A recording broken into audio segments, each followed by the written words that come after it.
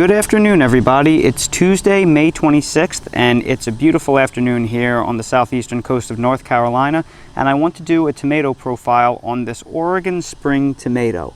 And this tomato right here, Oregon Spring, was a tomato that I featured in my video, which gives you tips on how to harvest tomatoes up to 2 months earlier in your climate, that I will link to above. This is an early season determinate tomato that was bred out in Oregon specifically to set fruit and ripen in cool temperatures, because a lot of areas in coastal Oregon never get warm enough to ripen tomatoes. So this will ripen where other tomato varieties that need more heat will fail. And as you can see, I have a tremendous amount of fruit set on the plant. There must be well over 100 tomatoes on this plant, and some of them just look dead ripe. And this is a smaller tomato. Most of the tomatoes are probably in the 2 to 5 ounce range, but it seems like there are some big ones in here that I want to go in and go for a picking. And as you can see right here, I have a really nice handful of some very nice looking tomatoes that are probably in the 3 to 5 ounce range. They are very uniform. We have gotten a tremendous amount of rain recently, and this variety is extremely split resistant.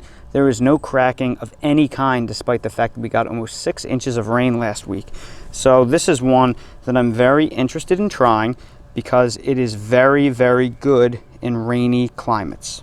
And now for the weigh-in. These are the 4 nice tomatoes. This one right here is 3.55 ounces. This is by far the largest at 4.85 ounces.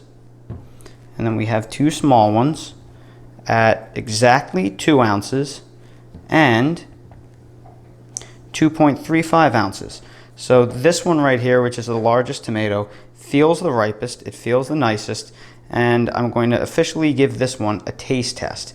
Now, I have had a few tastes of this tomato before, and I wasn't too blown away with the flavor, but I thought it would be fair to wait until the temperatures are warmer, because you get better flavor with warmer temperatures. All right, let's cut into this tomato and see what we're looking at. And this tomato probably could have used another day or two. It has a little bit of white membrane here, but that seems consistent with what I've seen in the past. It's not the greatest looking tomato, but it's not about looks. It all comes down to the taste.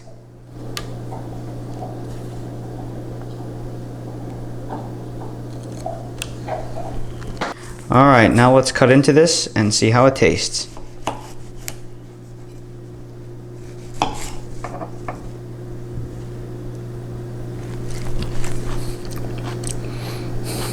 The flavor's okay.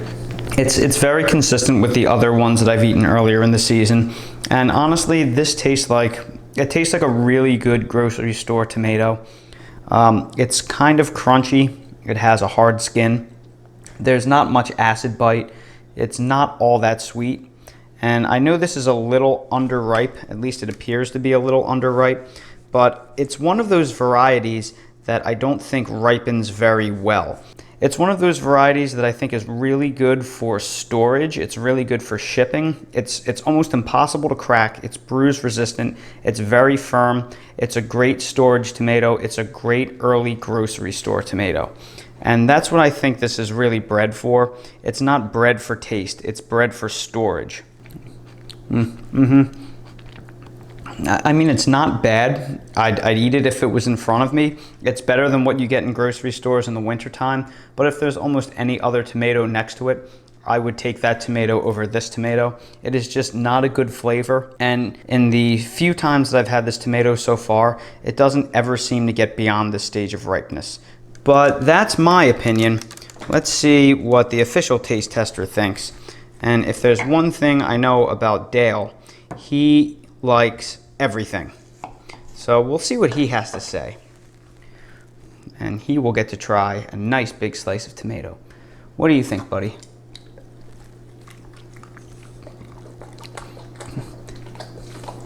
Can you give us a flavor profile on that? What do you think? Let us know what you think.